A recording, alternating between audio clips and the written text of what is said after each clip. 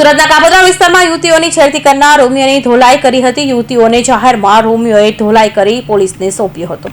સુરતના કાપોદ્રા વિસ્તારમાં રોમિયોનો ધોલાઈનો મામલો સામે આવ્યો છે, જેમાં કાપોદ્રા ખાતે 3 દિવસથી યુવતીઓની એક રોમિયો દ્વારા છેડતી કરાતી હતી, જે અંગે યુવતીઓએ કાપોદ્રા પોલીસ મથકમાં જાણ કરી હતી અને કાપોદ્રા પોલીસ મથકના કમ્પાઉન્ડમાં જે યુવતીઓએ રોમિયોની ધોલાઈ કરી હતી, જે વિડીયો સોશિયલ મીડિયામાં વાયરલ થઈ રહ્યો છે।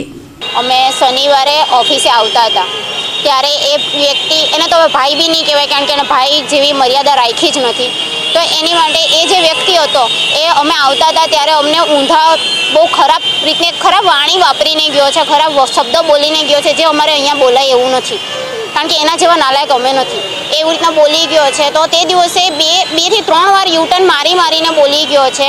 છેલ્લે જ્યારે અમને ખબર પડી કે અમને જ બોલે છે અને અમે જ્યારે એને પકડવાની કોશિશ કરી તો એ મેઇન રોડ ઉપર ચડી ગયો। મેઇન રોડ ઉપર ચડીને એ વચ્ચેથી જતો રહ્યો એટલે અમારા હાથમાં નથી આવ્યો।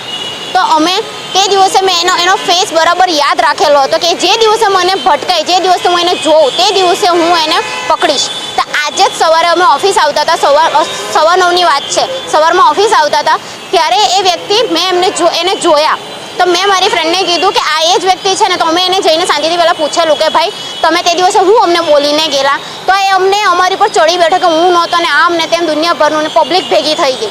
પછી અમારી પાસે કોઈ ઓપ્શન નહીં હતું, અમે અમારા ઘરેથી બધાને બોલાવ્યું, ભાઈઓને બોલાવ્યું, પછી એ લોકોએ બી સમજાવ્યું પણ એ તો બી રાજી નહીં થયું। પછી અમે છેલ્લે અમારી પાસે કોઈ ઓપ્શન નહીં હતું ને અમે એને એટલે મારતા અહીંયા સુધી લઈને આવ્યા ને, તો બી હજી બી અમે એને માર્યું છે ને એ હજી બી સ્વીકારતો નથી।